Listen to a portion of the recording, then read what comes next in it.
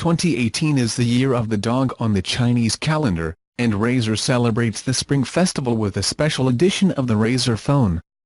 However, once you have passed the most luxurious red packaging, you will have to look very closely to recognize what is different about this phone.